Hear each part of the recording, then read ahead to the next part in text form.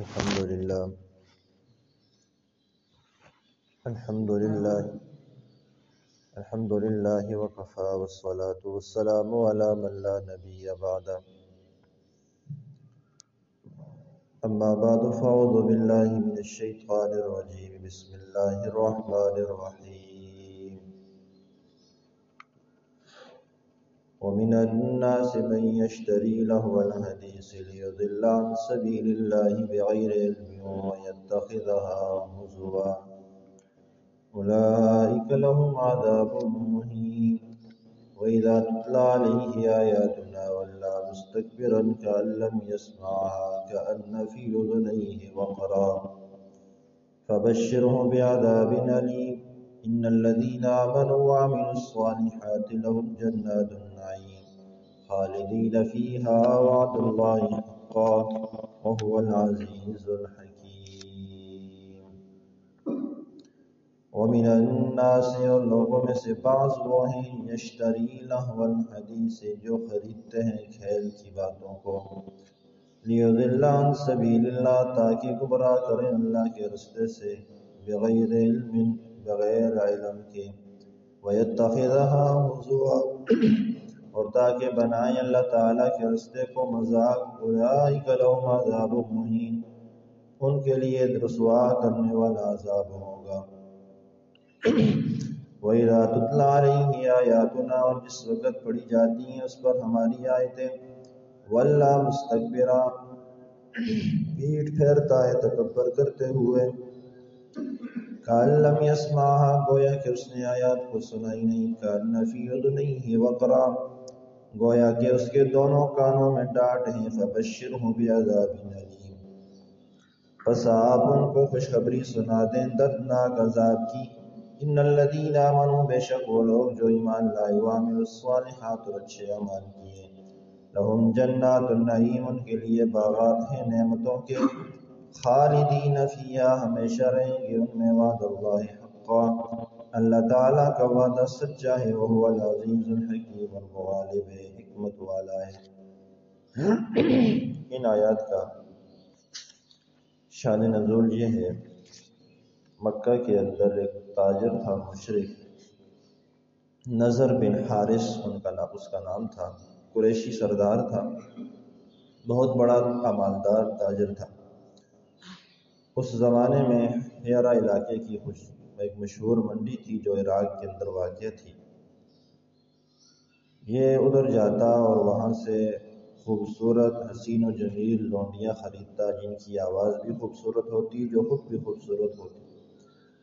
ان کو خرید کر ان کو پھر ایرانی پہلوانوں کے قصے یاد کرواتا گیت یاد کرواتا اور پھر مکہ میں آتا اور جہاں جہاں حضور علیہ السلام لوگوں کو جمع کر کے دین کی تبلیغ فرما رہے ہوتے قرآن سنا رہے ہوتے تو یہ اس کے مقابلے میں کھڑا ہو جاتا. پاس ہی یہ ان عورتوں کو ان لونڈیوں کو نچوانا شروع کر دیتا. یہ لونڈیاں ناچتی گانے گاتی گیت گاتی واقعات قصے سناتی. تو اس کا مقصد یہ ہوتا تھا کہ تاکہ لوگ قرآن چھوڑ کر اس کو سننے کے لیے آ جائیں ان کو سننے کے لیے آ جائیں اور حضور علیہ السلام کا مشن ناکام ہو جائے. اور یہ ایک فطرتی بات ہے کہ ایک طرف قرآن پڑھا جا رہا ہو ادھر لوگوں کو کھینچ کر بھی لے کے جایا جائے تو بڑی مشکل سے لوگ جاتے ہیں اور دوسری جانب اگر ناچ گانے کی مجلس ہو تو لوگ دوڑ کے جاتے ہیں. رات پوری قربان کرنی پڑے تب بھی قربان کر دیتے ہیں لیکن قرآن سننے کے لیے کوئی تیار نہیں ہوتا.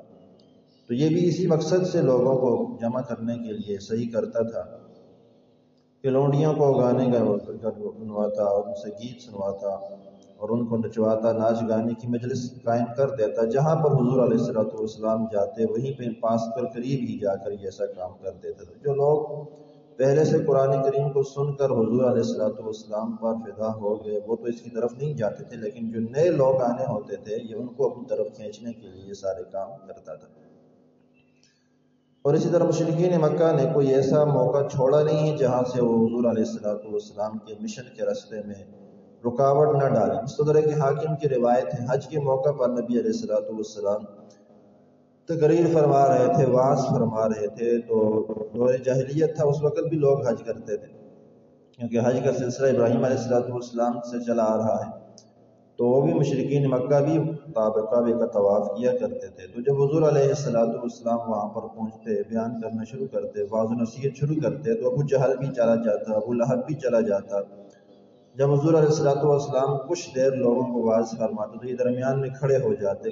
ابو جہل کھڑا ہوتا، لوگوں میرا نام عامر ابن حشام ہے، جس کا تم ابھی بیان سن رہے تھے، واعظ سن رہے تھے، وہ میرا بھتیجا ہے۔ اور پھر آگے کہتا کہ نعوذ باللہ یہ صابی ہو چکا ہے، یہ اپنے باپ دادا کی دین سے پھر گیا ہے، اپنے باپ دادا کی دین کا مخالف ہے، نعوذ باللہ یہ جھوٹا ہے، اس کی بات نہ ماننا۔ پھر ابو لہب کھڑا ہو جاتا، پھر وہ بھی یہی باتیں دہراتا۔ یہ سارے باتیں کرتے، ان سب نے قرآن کریم کی تعلیم کو، حضور علیہ السلام کے مشن کو روکنے کے لیے ہر ممکن کوشش کی، ہر حربہ استعمال کیا، لیکن اللہ تبارک و تعالیٰ کا وعدہ تھا کہ وہ قرآن کریم کی دعوت بھی نہ دب سکی، نہ حضور علیہ السلام کا مشن ختم ہو سکا، اور وہ قیامت تک قائم رہے۔ قیامت تک اس کے مخالفین آتے رہیں گے، اس مشن کو روکنے کے لیے لوگ آتے رہیں گے، لیکن یہ مشن کامیاب ہو کے رہے گا۔ جیسا کہ آج کچھ پچھلے دور حکومت میں اسکولوں کالجز کے اندر قرآن کریم کی تعلیم کو عام کیا گیا تھا، اور اس دور حکومت میں پنجاب حکومت کے اندر اسکولوں کے اندر، کالجز کے اندر ناچ گانے کو عام کر دیا گیا ہے، لازم قرار دے دیا گیا، اور ساتھ ناچ گانے کی موسیقی محافل ہو رہی ہیں اور ان کا مقابلہ کرایا جا رہا ہے۔ تو یہ کام ہوتے رہیں گے اور قیامت تک ہوتے رہیں گے، لیکن قرآن کریم بھی غالب رہے گا، نظام اسلام کا نظام بھی غالب رہے گا، اس نے نظام میں غالب آ کر رہنا ہے۔ تو آگے اللہ تبارک و تعالیٰ نے اسی کے بارے میں فرمایا من الناس من یشتری لہو الحدیث، لوگوں میں سے بعض وہ ہیں جو کھیل تماشے کے لیے ان اسباب کو خرید لیتے ہیں۔ ان کا مقصد کیا ہوتا ہے؟ لیضل عن سبیل اللہ بغیر علم، جن لوگوں کے پاس علم نہیں ہے، جاہلیت کی وجہ سے لوگوں کو گمراہ کر دیں گے۔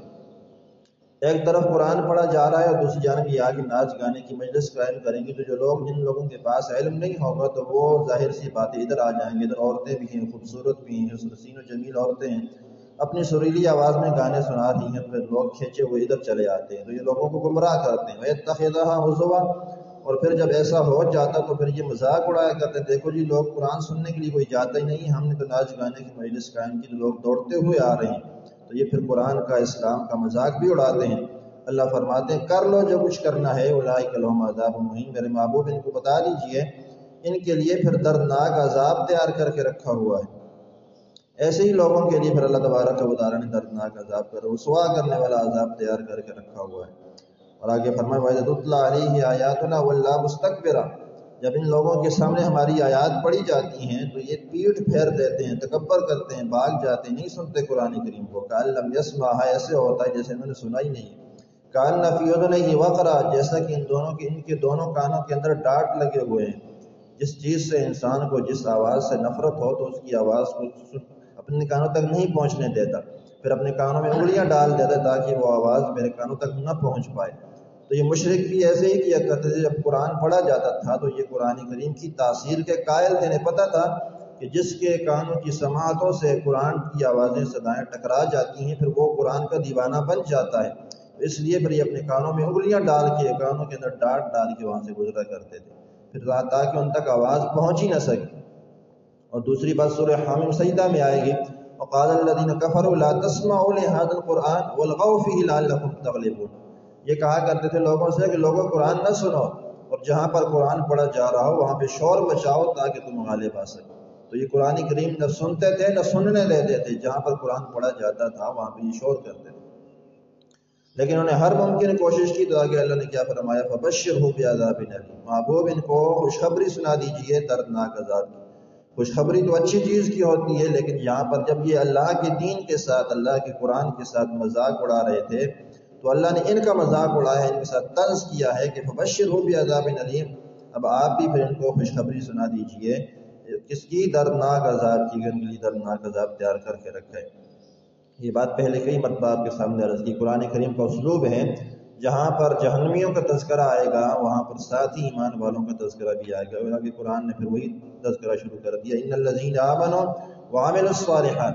پہلے تو ان کا تذکرہ تھا جو قرآن کے ساتھ مذاق اڑاتے ہیں، جو قرآن کا نہیں سنتے، قرآن کو نہیں سمجھتے ہیں، اس کو سیکھنے کی کوشش نہیں کرتے، اس کو نہ سننے دیتے ہیں نہ سنتے ہیں، تو ان کے لیے تو دردناک عذاب ہے۔ اور جو لوگ قرآن کو سنتے ہیں، ان کو سینے سے لگاتے ہیں، اس کے مطابق عمل کرتے ہیں، تو فرمایا ان الذین آمنوا وعملوا الصالحات، بے شک وہ لوگ جو ایمان لائے اعمال صالحہ کرتے ہیں لہم جنات النعیم، ان کے لیے باغات ہیں نعمتوں کے، خالدین فیہا، ان باغات میں یہ ہمیشہ ہمیشہ رہیں گے، ہمیشہ ہمیشہ کی خوشیاں ان کا مقدر ہوں گی، ہمیشہ ہمیشہ کی نعمتیں ان کا مقدر ہوں گی۔ جو نیک بخت ایک بار جنت کے اندر داخل ہو گیا پھر وہ ہمیشہ ہمیشہ کے لیے جنت کے اندر رہے گا۔ وعد اللہ حقا، اللہ فرماتے ہیں آپ کے رب کا وعدہ سچا ہے، اس نے جس کے ساتھ یہ وعدہ فرما دیا ہے وہ وعدہ پورا کر کے رہے گا۔ تم ایمان لاؤ، تم اپنے آپ کو ایسا بناؤ، تم اس معیار پر پورا اترو، اللہ تعالیٰ کے وعدے ضرور پورے ہوں گے۔ وہو العزیز الحکیم، اور غالب ہے، حکمت والا ہے اللہ تعالیٰ۔